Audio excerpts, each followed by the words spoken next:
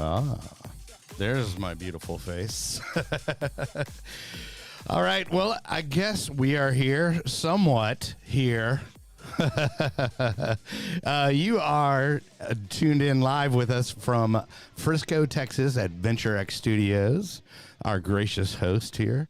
There is a little fly in the ointment today.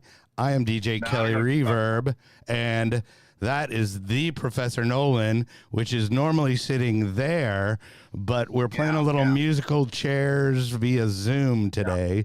So, Nolan, so good of you to show up. Yeah, I was gonna be there, but when I walked out of my door, there was a burning baby in the tree. And then? Well, no, the tree was on fire. There was a baby.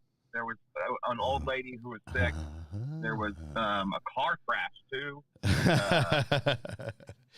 There were anyway, we have you here now, so that's all that matters is that Nolan got his beauty sleep. That's really all that counts. You want to know yes. The real story? Let's hear it. The real story is you were watching the back of your eyelids. Go ahead. Yeah. Well, no, it is. I slept in, but because I actually stopped work a little early because I was like, I got the show in the morning, so we'll shut down work a little early. That way I'm well rested. Sure. Went home, watched the documentary on all the plastic in the oceans in the world. Okay. Yeah. I've heard of Plastic Island. Yep. Hey, you gotta be up right on the plastic, and you gotta know. And then I went to sleep like the show didn't even exist. No alarm necessary. Well, we appreciate that here. Yeah. All right. Yeah. Well, it was high on the priority list. Yeah. Well, we know your prima donnaism. It's okay. It's okay, Nolan. I mean, you just did it so you could vape during the episode, right? Yeah, that's pretty much. That's probably the real reason. Right. Subconsciously. Well, just in case all of you that haven't tuned in before, this show is to help people obtain and maintain sobriety. So, we brought in, we'll just jump to him because he has got a lot to say. He is very active in the sober community. I see him. I can't unsee him. He's everywhere. And now he's on this pink cloud. But this is Michael Moulton. He has a show called M2 The Rock, and that is a radio show. It used to be. I mean, and now it's internet. It's all digital and video. Okay. But we were terrestrial for over a year at iHeartRadio. Yeah. Drive home traffic, and it was kind of cool. I was side by side with Russ Martin. Rest in peace. Yeah. And so, but yeah, we were at the studios doing terrestrial and video. Right. I'd set up my own camera to go live, but as you know, the world today is no longer terrestrial. It's all digital. So we're still with iHeart on their digital app and all that. Oh, that's great. Yeah. Well, cool. Well, so let's just jump into it. I mean, basically what we do is obviously you are sober. We were talking about that. Yes, I hope so. Yeah, right. As sober as I can be. Right. So you were basically, what was your DOC when you were active? Well, I like to, alcohol was, a big, that was my medication. It was, every day was, a lubricant because I could do that in the public, right? Oh, yeah, because that was socially acceptable to drink, normally whatever that is at the bar with my guys, but go in the bathroom and do abnormal things, which that kind of sounds weird, but drug related, we know. So I got into narcotics and I did everything. I did everything to change the way I felt. I go up, I go down, and medicine works different with me. Things that make people go up actually calm me. Right. And things that make people go down actually amp me up. So, right. So I was a confused drug addict. Well, and I've heard your story before, but why don't you give the elevator pitch, or you don't even have to elevator. You can spend some time on it and just tell your backstory, so the people know where you're coming from. Well, I appreciate that. You know, when we tell our story, it's, I was taught, to share what it was like, what happened, and what it's like today. And so, what it was like is a very small part of my story, because if that is the main part of my story, maybe I'm not sober, maybe I'm not done, right? Right. But I've also, when I speak and tell my story, I make it very clear that I drank alcohol and I did drugs because of the effect. Mm-hmm. Yeah. And I can't get confused and justify that, if you had my life, you'd do this too. If you were sexually abused, you would do this too. If you were abused and if you were betrayed and all that, you would drink too, right? Right. No, that's not recovery. Well, a lot of like what we talk about is, a lot of people that do abuse, it is trauma based. Absolutely. Yeah, it's trauma based. And, and my purpose of what I do today, I've come to the conclusion that we're all addicts. Sure. And we've all endured some sort of trauma. And what happens is that the enemy gets in our head and go, well, I'm not going to share my trauma because it's not as bad as him or her. Right. So, sure. Who cares about my trauma? Trauma's trauma. Right. I mean, there are people who are traumatized because their dad did not come to their championship football game, and that's real. Yeah. That's real trauma. Sure. And trauma in my absolutely. Yeah, trauma in my world leads to resentments. Yeah. Go ahead, Professor. Yeah. Well, what I was going to say is it's gonna be. I'll keep my comments to a minimum. It's all good. It's your show. Yeah. Well, Well, normally when I'm there, it's helpful when I'm there. But yeah, you're absolutely right. I mean, it doesn't feel any different, right? I mean, the trauma that one person experiences because of X feels the same as the trauma that this person experiences because of Y. Putting them on some sort of weird scale that says this is worse or better or harder or more difficult to deal with than this over here is completely irrelevant. It feels the same on the inside, has the same effects, and we can all relate on that level.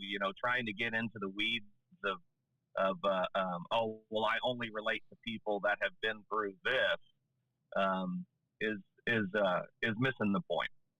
So I like that you said that. Yeah, well said. It's a good point. The brain. I've learned that the brain processes trauma and pain the same way as it processes depression, anxiety. It's pain, and so there's no what does that mean? There's no difference between a broken femur bone and trauma. Mm-hmm. And so when we go to the hospital and we are given opiates, for the pain, what happens? The pain goes away. Sure. And so they prescribe us opiates, and we go, wow, I don't feel pain anymore. Mm-hmm. I'm starting to feel like other people look. Right. And so I continue to take, or so you conceive. Right. Yeah, so, right. And so, I start taking the opiates because the pain's gone away. And so, that's a whole other story about how the opiate crisis. So, but my personal story is it's no different than anybody else that is addicted to drugs and alcohol and is struggling. I drank alcohol and I did drugs, and there was that moment where something happened and it worked. Right. And I continued to drink and do drugs to chase that one spot. Sure. And there were consequences, and stuff started happening, and I started getting found out. So I would start lying and isolating to protect my God of my understanding, which is drugs and alcohol. Sure. Right? And so I was willing to go to any lengths to protect that. And then there comes a time where, I look in the mirror, literally, where no one's around, and I go, something's wrong. Sure. Something's wrong. I'm never drinking or doing drugs again. Can y'all relate to that? I love that speech. So when we do that, we mean it. We really do mean it. We really do mean it. Yeah, this is it. That's it. This is bottom. And so we're drunk and high again that night, but it's not a burnout, but it's like, I just need to level off. Sure. I can't just detox and just quit cold turkey. And and that's what the disease does. And then we never we end up in this sick cycle. I end up not quitting. Right. I have a broke brain trying to fix a broke brain. Sure. And unfortunately, I hurt a lot of people in the past, Yeah. and so, key things like, you're selfish. I never understood that word because I've always been a good guy, but when people call me selfish, I heard you're bad. Yeah. And so, and then they started talking about God and church, and I didn't want any part of that. Right. I'm not into witchcraft. Witchcraft. And so I started hearing all this stuff until the pain gets bad enough. Right. And, I started going to, back in 2000, I started going to some support groups and going in and I would hear their stories and I would say, wow, those guys are just dealt a bad deck. I got lots of money. Sure. I own a company. I got a house. I mean, I'm doing it. Yeah. I'm not like them. Yeah. Yet. I'm successful. Yes. Right, yeah. And you're in your brain, you're okay, and you don't have a problem because you're not as bad as them. That's right. Yeah. And so, but and it's so funny just to that game that we play, that always trying to find the differences in people. When I first approached support groups and things like that, I was the exact opposite. I was a complete wreck. Yeah. I had nothing to my name, no place to live, anything, right? But my mind still does the same game, where I'm not like these people because they haven't taken it as far as I've taken it. They don't know what I've been through. They don't know what I've seen. So you're the other guy, the other end of the spectrum. Yeah. Well, I became... and the point being, that's how our brain works. Yeah. Addicts and alcoholics in general, it's how it works. It's always trying to find some reason why you're not like these people. Right. In 2002, I finally I took the strong suggestion from loved ones, and my former wife said, you need to go to you're an alcoholic and drug addict when you're always saying former wives, right? And then we blame it on them. But so I went to Betty Ford in 2002 because that's where real important people who have money like me go, right? Sure, of course, yes. It's established. It's okay. Right. They better have a bed in society. They better have a bed ready for me or a room ready for me because I'm going there and I'm the client and they're going to do what I tell them to. There better be fully loaded cable too. Right. So they're going to do exactly what I say because I'm the client. And I'll never forget this, that my counselor at the time said, you're never going to experience real sobriety until you do step 3. Well, what's that? Well, so I'm a 12-step program guy. Sure. It changed my life, and I owe it all to that. I don't represent any support group, but I do work the 12 steps, and so he said, you'll never get sober until you make a decision to turn your will and life over to the care of God as you understand him. And I said, I appreciate that. I don't want any part of that. I'm here to get fixed and go home and go back to work. Right. And so he goes, well, let me tell you something. He says, when we're in group, all you talk about are your 3 boys.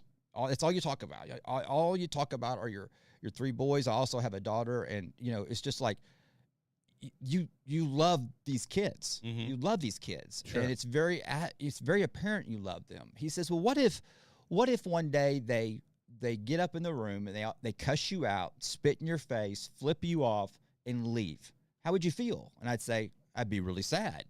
And he says, 40 years later, there's a knock on the door. And you open that door and those 4 grown-ups are sitting there. Do you let them back in your house? I said, absolutely. No questions asked. Sure. And he said, you've just described your God. And that was a seed that was planted that I'll never forget. In 2017, I walked out of the penitentiary after 27 mugshots, right. 4 felonies. How many rehab attempts? Numerous. And I walked out of in 2017. I was accidentally released and walked out completing step 3. Yeah. So it's a funny at Betty Ford, they said, hey, go to support group meetings, get a counselor, a coach, a sponsor, whatever that is, and men work with men, women work with women, and go to meetings. The penitentiary said the exact same thing. So, and my judge said the exact same thing. So once I got released, I traveled 300 miles by foot to get home and to turn myself in, and Judge Jennifer Bennett set me free. And but I was homeless. I was homeless, and sure. And I heard Brian Glenn from In the Know Business was looking for me, wanting to know where this big time home builder has gone. Right. And I shared this story with him, and he's like going, "Wow, what year was this?" And I said, "This was Friday." You know, and so, you know, iHeartRadio heard it. You know, Channel 8 News heard it, and it just is blown up. I'm not I've never been a radio TV guy, but now I am. So. Well, yeah. So like, we were talking about that earlier, how you actually stumbled into this, or, you know, how did that happen? How did that process happen from you going, okay, well, I'm sober, then I'm going to start talking about it, right? Right. Well, it happened when I was incarcerated, you know. Okay. Let me tell you what really happened, okay? In order for God to set me free, I had to set everyone around me free. Mm-hmm. And the first person I had to set free was myself. Mm-hmm. And so I am a spiritual guy. I'm a God guy. I'm a Jesus guy. And I very rarely talk about it. But I get to be a great witness for Christ and for recovery by my behaviors. Mm-hmm. I get to be a great witness and an example of recovery by my transparency. Sure. And so it's working. It's helping a lot of people because steps 1 and 2 has nothing to do with God. You know what I mean? And thank God. You know, step 3 is all about God, and that would run me away. But you know, what I did is I started being I had a spiritual awakening while I was incarcerated. I had a bright light experience. I mean, and I didn't ask for it. I didn't do this like magical prayer.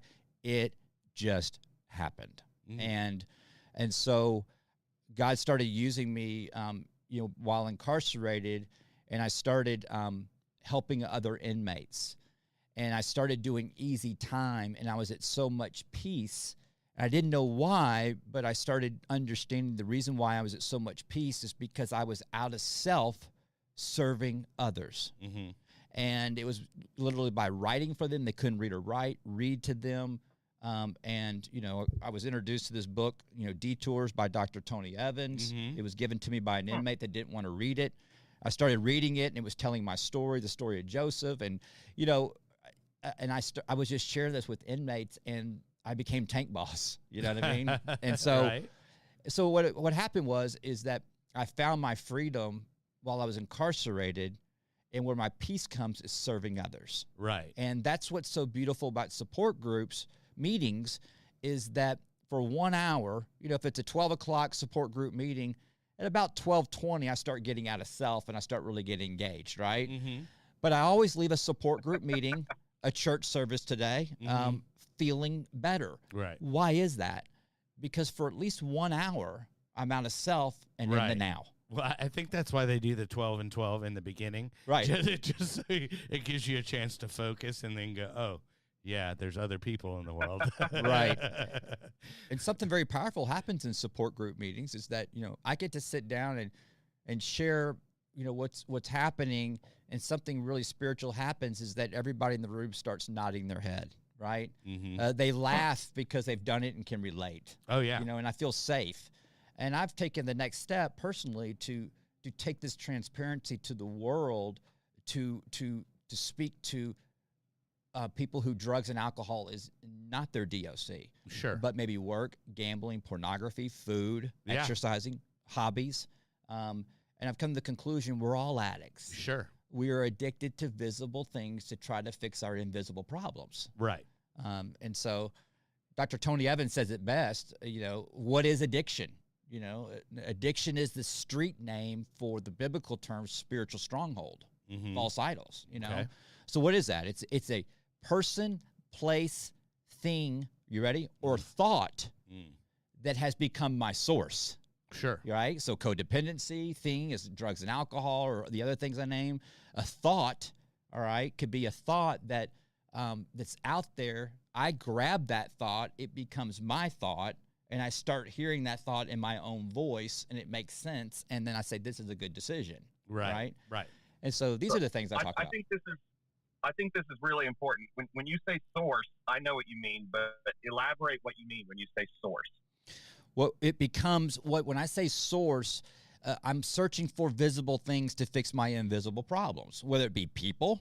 You know, if I get with this girl, I can get sober because I'll do it for her, you know, or places. You know, I get addicted to going to places, or I shift the view and I say, you know, I start hanging out here and doing that. Things, drugs and alcohol, you know, or buying stuff. You know, I'm gonna buy this car; it'll change the way I feel. Shopping. You know, I'm gonna. Can I relate to this? I'm gonna go purchase this house. I know I can't afford it, but it'll make me work harder. Right. Right. I don't have the luxury to think like that. Sure. You know, thoughts are a result of fear. You know, just one more. Maybe I'm not a drug addict and alcoholic. You know, maybe I can do some controlled drinking. You know? Sure. I can't do controlled anything. Right. Yeah. I've never taken 2 Advil in my life. Right. And so that's what that means. Does that help? That's the recommended dosage is just for dumb people anyway. I mean, if you really want it to work, you need to take more. Right. Everybody knows that. So that's what that means is, and so I got 3 messages last night through social media. It was really cool. These are the messages I love. You know, hey, I really enjoy watching your show, listening to your stuff, hearing you speak, because it's so cool that drugs and alcohol is not my problem, but you've made me realize that, man, I've got some issues. I got some problems. Right. That's got my life unmanageable. Right. Yeah. No, I understand. I mean, I totally agree with that 100%. So real quick, we need to get in our sponsor here, our lovely Summer Sky. So Summer Sky, if you can throw that up, there it is. They are good people. That's where Nolan and I went, and we do appreciate them supporting the show. And do you have anything to say, Professor? No, Summer Sky in Stephenville, Texas. Is this how you live? I imagine this is your facial expression while you're waiting for an Uber fare, right? That it probably is. I haven't seen that, but it probably is. Summer Sky Inpatient Treatment Center in Stephenville, Texas. Like Kelly said, good people, faith-based, 12-step based treatment center where we met. And Smart Recovery. They support it all. They're multiple pathways. Oh, well, they'll point you in whatever direction you want to go. Yeah, exactly. Yeah, but, I gotcha. But yeah, they specialize in helping out drug addicts and alcoholics, and inpatient treatment is a good step, a good first step for a lot of people like us. So reach out to them if you need help, and they will work with you. Well, I wanted cool. All right, so I wanted to get back to the book you were talking about, because I know I was actually watching a show you were just on, and you were talking about detours. So you were delving into that a little bit more. So can you expound on that? Absolutely. Yeah, it's a book that really helped the Bible even become more clear to me. And Dr. Tony Evans, and he's a very well-known pastor in the world. He's a huge following, and I never knew all this, but when I got this book and I started reading it, he talks about that detours are placed in our life as an opportunity to get stronger and get closer to God, and so he uses the example of, we drive the same way to work every day, and we've got our structured routine, and we're in the groove, and all of a sudden there's a detour in the road, right? And it's like we get mad, we get angry, like, how can this be happening to me? But we take the detour because we have to. Sure. But once we take the detour, if I'm spiritually fit, I'm like driving the detour going, oh, I didn't know this was over here. Right. I didn't know this restaurant was here. I didn't know this was here. And it's like, cool. I mean, I'm glad we took this detour, I'm right? checking stuff out. Right. Yeah, and if I'm not spiritually fit, I don't see that stuff. Sure. And I'm angry and I hold on to it. And it may, change my world where, I go do what I do. Right. Sure. So that's kind of a snapshot of what a detour is. And it's a planned detour by God. Mm-hmm. And so what happens is we learn to take our past and see how God was always in control, was always working. This book really helped me with forgiveness. Mm-hmm. It really helped me with, like, how do we know if we've forgiven someone? How do we know if it's worked? And Dr. Evans says in this book, it's that, true forgiveness is when we stop planning revenge in our head, or literally. We're not gossiping anymore, because gossip is a form of non-forgiveness and resentment. So he talks about that. These words that I've always heard, forgiveness and grace. What does it really mean? And so he touches on that. He talks about a lot of things in here, but I highly recommend this book. It's an easy read. I highly recommend to download his app and go watch his stuff, and it's really cool. It looks like an easy read. I'm like, it's not like War and Peace, so it's not like an encyclopedia. I can maybe handle that, or I can at least get it on audiobook, right? And he's funny, he's funny. He's got some fun stuff in there, and he's amazing. He's amazing for me, and I've gotten to get to know getting to know the team. So I had just a random thought last night, and I want to try this out, but. And we can each take our chance to answer. But I wanted to know, for our guest, of course, what was the worst part of addiction for you? The mental obsession. Okay. Yeah, that was the worst part of addiction and the insanity. For the normal definition of insanity is doing the same thing over and over and expecting different results, right? Mm-hmm. That's not my definition. I got so sick that I was doing the same thing over and over, knowing what the result was going to be. Right. The addiction, the mental obsession, that's all I think about. It's all I would think about. I would cancel meetings. I never stuck to a schedule. Everything revolved around drinking and drugging. And the painful thing about it, addiction is all the lies and the spinning all the plates and keeping my stories straight. It's exhausting. Oh yeah. Like we always say, it's a full-time job. Yeah, and you work for alcohol and drugs. Yes, and just that inner hole, that emptiness inside that I literally just feel with chaos. Yeah, and it's a void that that obviously cannot be filled with drugs and alcohol. But it's just, that's how you've learned to cope with it, and it's a coping mechanism. That was the tools that I had.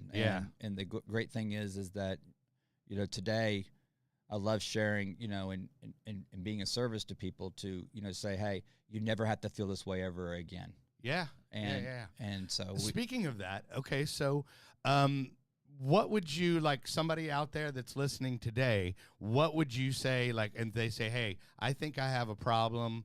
What would your advice be for that person? Well, to get honest, that's a spiritual principle behind step one. Admit that you're powerless over drugs and alcohol. We'll use that as an example, and that your life has become unmanageable.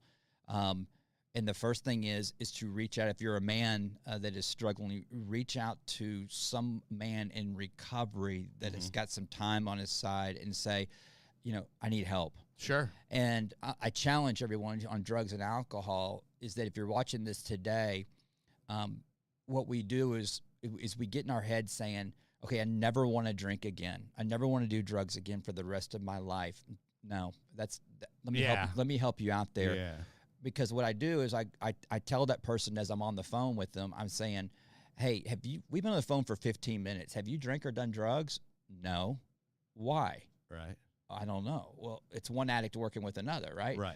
So I challenge you to reach out and ask for help. And just, can you go the next 5 minutes without drugs and alcohol? It's amazing. They immediately say, no problem. Okay, it was easy to say that, right? What is that? They don't realize that they have faith. That's faith. Right. And so, but if you say, can you go the rest of your life without drugs and alcohol? It's kind of like, well, I don't know about that. It's all just relative and the time. So it's, the common, the industry standard is reach out, ask for help. Okay. All right. Okay. What do I do? And that's what you do. Reach out to a man in recovery. Women, reach out to a woman in recovery, and say, I don't want to drink or do drugs today, and I don't know why I'm doing it. Sure. Yeah. That's simple. Do you have anything to add there, Professor?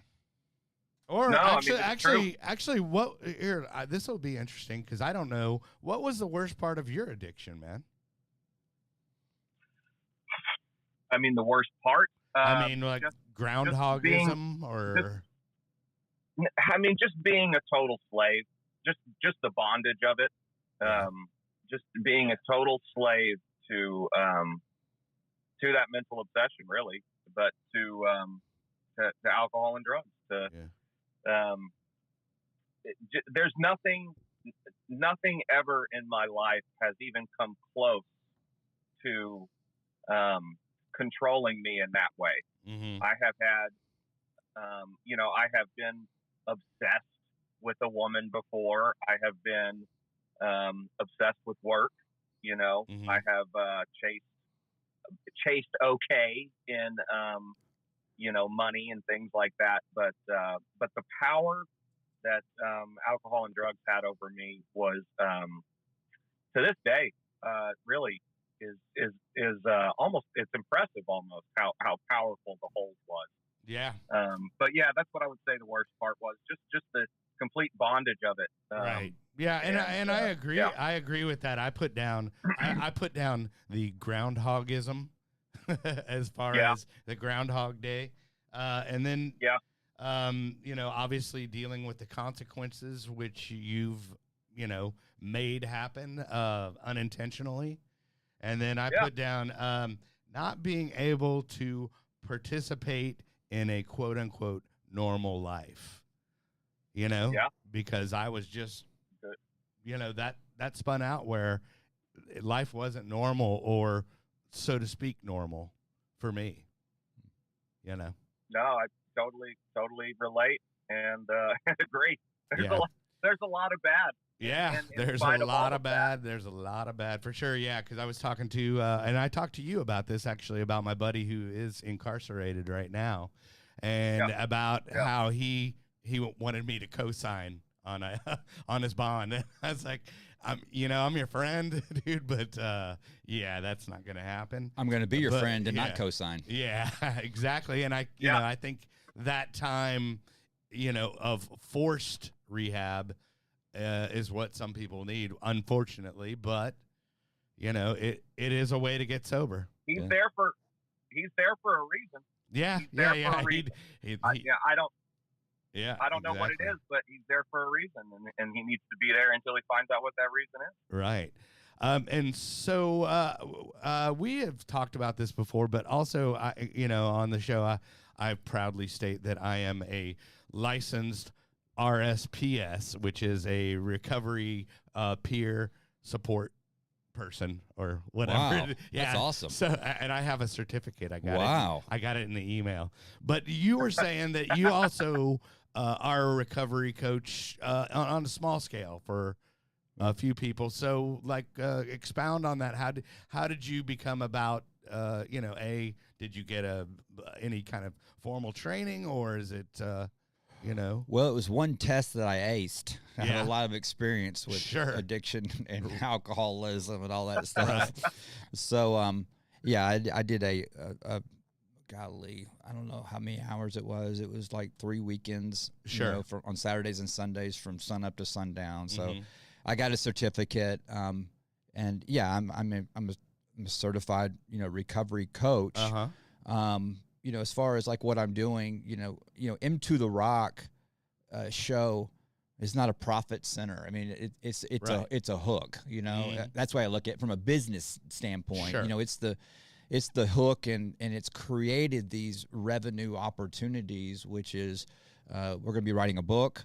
We have the recovery coach, area, and then we have public speaking. To go speak and share the story. So, I speak at different levels. I can speak to prisoners, I can speak to kids, and I can go to corporate America and speak to them because I've lived all those lives. Sure. Yeah. So, I do that, but the recovery coaches, we are just starting to get that going public to work with, but it's very, I don't want to say elite, very boutique. It's a very small clientele that I work with, and it's a great opportunity, right now to help some people. Oh yeah. Yeah. So I agree. I'm available. Right. Yeah. Well, cool. Oh yeah. I guess you'd probably have your email up there, right? In case anybody wants to reach out. Yeah, you can to get me through m2therock.com. Yeah, well, there we go. m2therock.com. That's fine. They're on top of it. But yeah, I do the recovery coaching, and it's I can handle about 5 clients and that's it. Yeah, so yeah. I have 3 spots open. Sure. And then so when you do that, what does it entail? Like what? Because I mean, just for me, because I've had friends that have helped out, as I would consider myself a recovery coach for them. But like, where are your parameters? Like, where do you, okay, try to not make calls after 11 p.m. or do you have parameters set up, or you just... I do. My curriculum is what's working for me. Mm-hmm. There are many roads to recovery. Sure. I totally agree with that. Mm-hmm. There's many roads to relapse. Sure. It's a complete opposite, right? Right. So when I coach someone, they are attracted to me, and I really try to stay focused on. I'm horrible at self-promotion. You know what I mean? Right. I'm great at promoting other people. I think you're pretty good at it. Man. Yeah. Well, what's working is it's attraction that's built into the Rock Up. Yeah. It's so people who want to work with me, they want what I have. Yeah, you're stealing stuff from the big book, right there. Oh yeah, right. No, but it works, right? And so it is. So I just give them what I have and what I know to do. We set parameters. Some people need medical attention. Some people need, a psychiatrist. I put a team together. Yeah, psychiatrist. Sure. Because I'm not a doctor. I'm not a lawyer. Right. I could be a lawyer. I'm very well versed in civil, federal, crime, family. But right. Yeah. But so, I just coach them in the right direction, and I hold them accountable. Yeah. And so it's I'm looking forward to this area of my life to do that. Yeah. Well, so am I, and I mean, But I only work with men. Yeah. I only work with men, and it's interesting because on Into the Rock we have a big male following, but we have a huge female following, and the females are the ones who do the most engaging. Right. Men sit back and watch. Yeah. Right. And it's interesting. So I learned from this deal. And so I try to create, how can I get men to engage more into what we're doing? Right. And that's my focus. Trying to get dudes to share their feelings. Yeah. Well, yeah. Or just to do that. And so, so it's interesting. I see the opportunities here. There are people in the recovery community, the online community, that these situations happen and they abuse it. Right. So I've been very vocal here lately about some men that take advantage of this opportunity that we're given. And so that's why I'm very focused on. Well, there is an aspect of that, and it's something I would never look into, but I have a friend that works at an establishment, Homeward Bound. Yeah. And there's bed hopping, going on that people just manipulate the system. It's full blown relapse behavior. Yeah. And so when we work the 12 steps, having had a spiritual awakening as a result of these steps, we become different people. We don't think that way anymore. Right. And I do say this, I recognize the behavior because I used to do it. Yeah. Not bad, but it's the thoughts, you know what I mean? So we got very cunning and manipulative. So I'm trying to somehow create a way to educate the people who are doing this in a godly way, and using my experience, and not shooting at people. You know what I mean? So that's it's a new thing for me. To try to hold some people accountable out of love. Yeah, sure. In that way. So, Into the Rock is not a platform to talk about your resentments. It's all solution. Yeah, all solution. Yeah, that's good. I mean, if you. That's the way I look at it. If I'm trying to help somebody out, I, assess that person and then go, okay, well, what do you think will work for you? Right. And definitely, I'm either way, I tried that AA thing and it doesn't work for me. Well, hey, there's a whole other side to it. Give this a try and see if you can relate better, or try another group, because guess what? There's 9 million of them out there. So. Well, here's my firm boundary as a coach. Yeah. Is complete abstinence.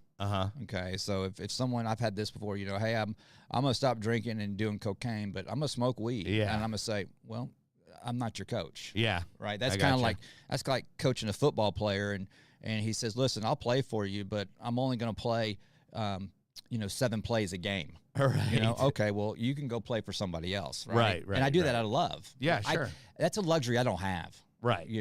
I can't do controlled, like I said, controlled anything. Yeah, I gotcha. Mm-hmm. Do you have any questions over there, Professor? You're looking deep in thought. No, well, I mean, no, I absolutely agree with what you just said. Complete abstinence. I mean, for one, I think that the best way I can describe it is, I'm a person where maybe there's a maybe, and I mean maybe I could smoke weed and maybe get away with it. It wouldn't take over my life. But one thing I know for sure would happen is it would completely cut me off from the gifts that are available in sobriety. Some of the connections that I've made with other people, some of the connections I've made to God's world. Like I can't explain it. I would say walking through the pain of early sobriety all the way, it is necessary for me to be able to come out the other end.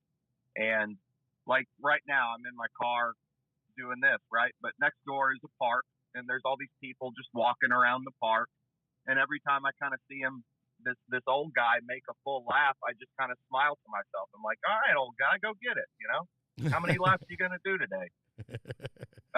But that connection to another human being, I don't get that unless I'm 100% abstinent from alcohol and drugs. Well said. If I'm because if I'm putting something into my body like that, it becomes the focal point. That's just the way my brain works. It becomes the goal for the day. I have to then plan around, okay, when am I going to smoke weed today? And when do I need to not be high because I have this to do? And, blah, blah, blah. We don't do that. I want to deal. We don't do that with Frosted Flakes, right? Yeah. We don't do that. That's a perfect example is like, I love it when people, I love it when somebody calls me and tells me that, hey, I'm just going to, or they call me and they say, hey, guess what? I'm not an alcoholic, but I've cut back and I'm only drinking beer. I'm like, okay, normal people don't have to make that announcement, right? They don't have to say, right. And I didn't ask them. I said, you called me, and so why are you telling me that? Well, I just wanted to let you know. And I'm like going, that's a red flag. Yeah. I'm not going to call Professor and say, hey, I just want to reach out to you and let you know that I'm only drinking 2 glasses of milk this week. Right. Right. So it's funny, but complete abstinence is for me. And then we've done shows on MAT, medically assisted treatment. Oh yeah. Into what's your stance on that? Suboxone, methadone, and all that. And I'm not a doctor. Right. Yeah. We actually had a doctor on here, Dr. Robert Hernandez, shout out. And we actually talked about harm management. Yeah. So it's I work closely with Dr. Lee Spencer, in the Park City as an addiction psychiatrist. And we had this conversation and it was really cool because, if my recovery is here, right? Sure. And Matt is here, guess what happens? Matt goes away. Right. But if Matt is here, which people who are watching, it stands for medically assisted treatment. The high topic is Suboxone, methadone, but antidepressants and whatever, some ADD or all that. Right. But if my recovery's here, the Matt's here. But if my Matt is here, where the pill bottles are talking to me, and my recovery's here, we got a problem. Right.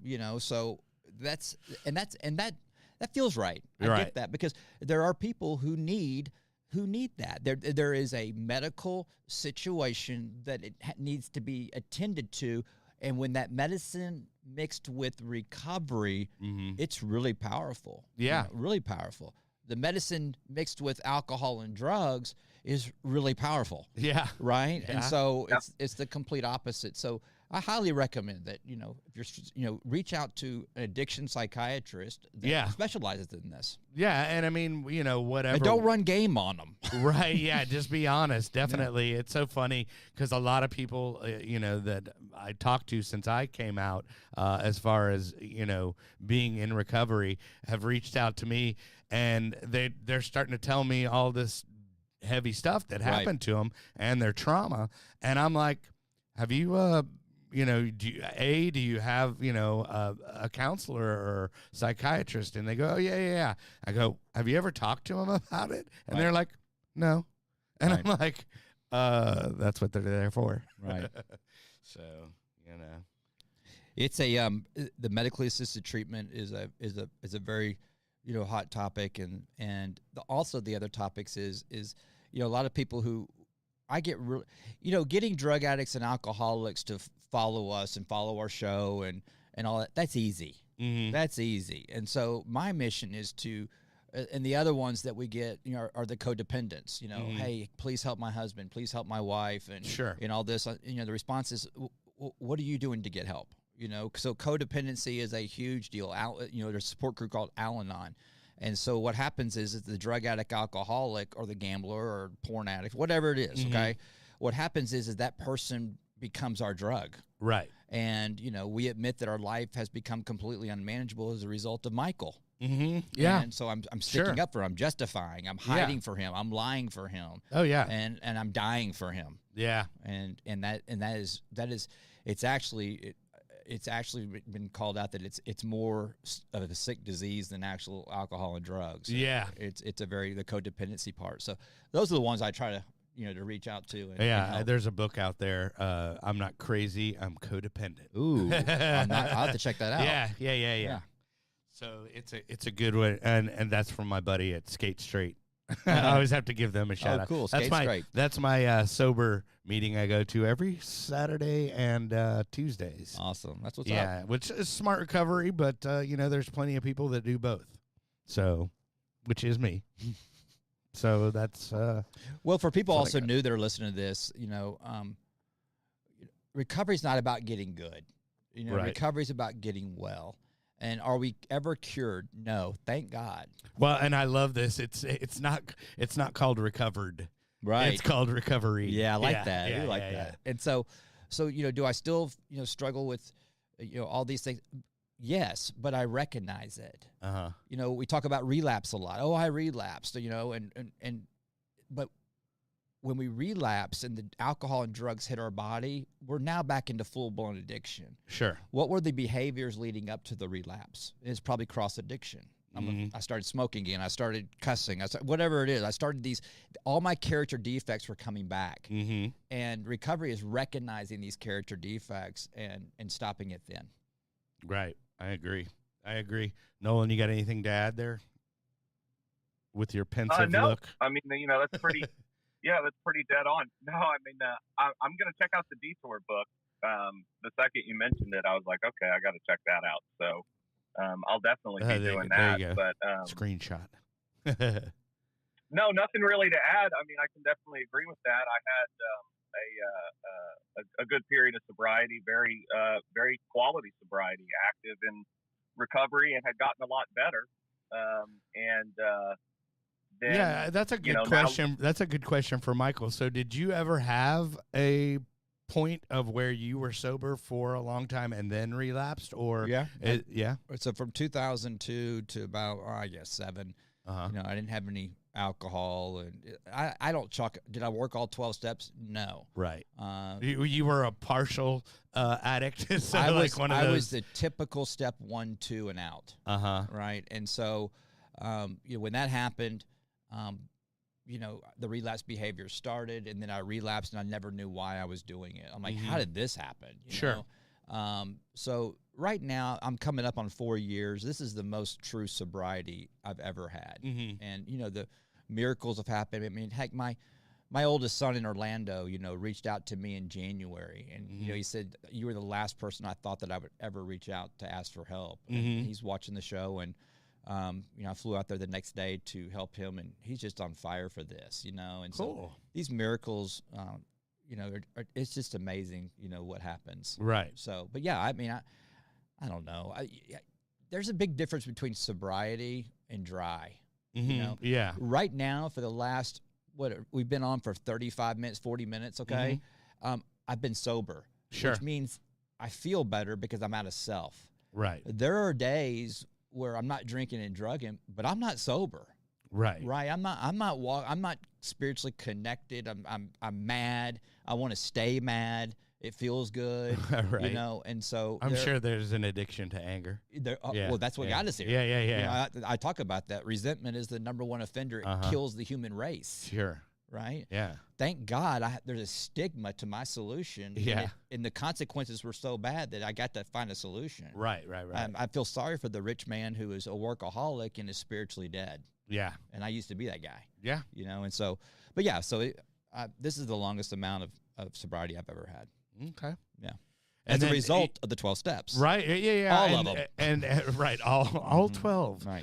But yeah, Nolan can probably relate with you on that term. Or actually on a lot of levels, Nolan was also, we openly talk about this, how he was homeless living behind a CVS, an IV user. Right. And, but then he actually had a period of sobriety, which was was it 7 years, Nolan, or? Hello? Yeah, about 7 years. Yeah, and then yep. and then the brain tricked you into I'm a grown man, I can have a drink if I want, and then back to the races, huh? Yeah, well, I mean, that's what I was kind of getting into. My like Michael was talking about, looking back on it now, my character defects had started cropping up. I had become obsessed with work, specifically obsessed with the respect that I commanded up at work. You had a title. The way that it fed my ego, the spending money and feeling like a big shot with the money that I spent. Things like that. Very, very ego-driven activity, all about trying to feel good and better than and all that crap. And, and eventually I drank again. And what was the initial plan going in was, I'm just going to drink because I know drugs are bad, but I think I can probably at this point, having been sober for a while and being a little more older and mature, and having a lot more to lose. I thought that would help me. Right. Having a lot more to lose. I wonder. I'm sitting here asking myself. I wonder if I have any ego issues with the whole. The whole DJ thing. Oh yeah, you're not searching for attention, are you?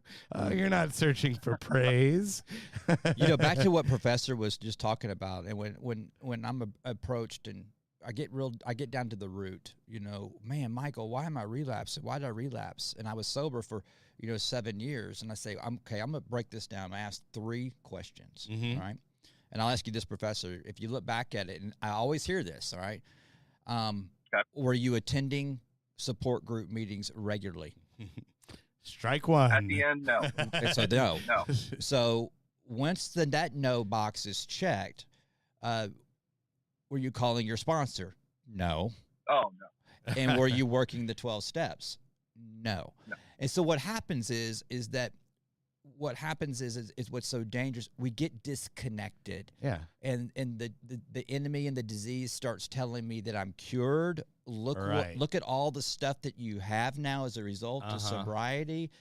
And that's why they say, working with newcomers keeps us grounded, because Nolan he went back out because he was disconnected. Right. Yeah. He wasn't active in his recovery. We don't relapse. It's impossible to relapse and be spiritually connected at the same time. Well, and that's where the huge the service work comes into play, and it reminds you of, hey, I was just like that person. I can relate to that person somehow, because I was there, and that's a good reminder. Not only are you advising that person, but it's also helping keep you sober.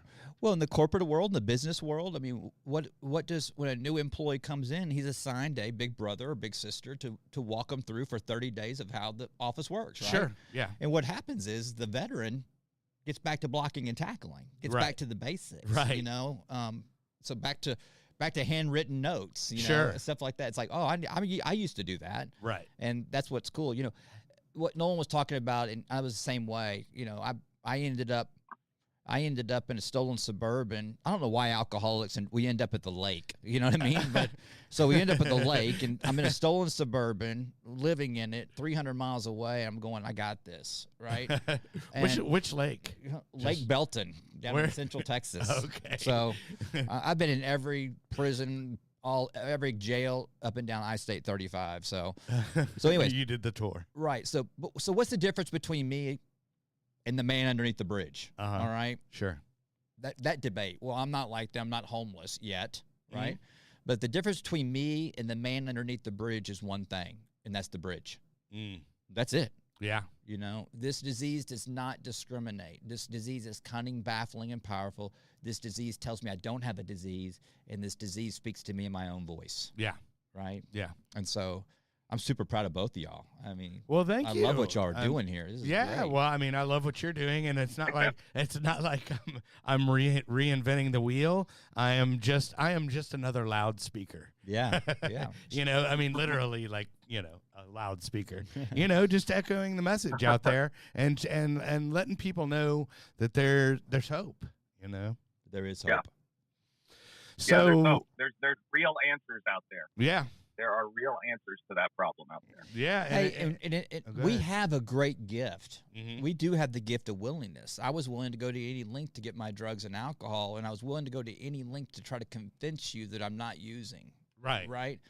Recovery is the same thing. You know, we're willing to go to any length to make a change and to get different because we're sick and tired of being sick and tired. Yep. And for your listeners and viewers out there is that today you never have to feel that way ever again today. Right. Yeah. That's all we got. Yeah. I mean, we're, you know, a testament to it. I mean, you know, two homeless people and one guy that would sleep for 16 hours a day. Wow. So, and we're all sober and here at relatively on time. That's to you, Nolan. Relatively on time.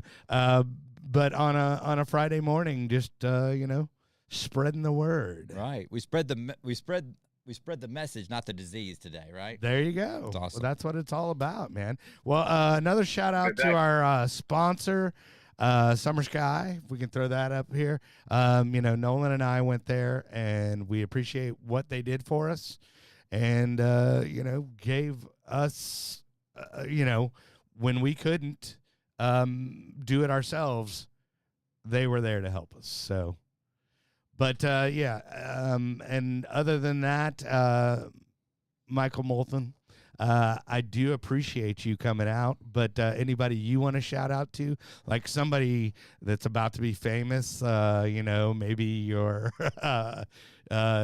you know, your fiance or something? Yeah. My great fiance, Rachel Stacy, who is a huge part of my life, and she's amazing. And you know, I met her at iHeartRadio. She was a guest on the show, and you know, she's a national recording artist, and she's got an incredible story. You may want to have her on your show. Yeah, no, I'd love to. But check her out at rachelstacy.com, and she's blowing up. So yeah, she'll have 10 years sobriety November of this year.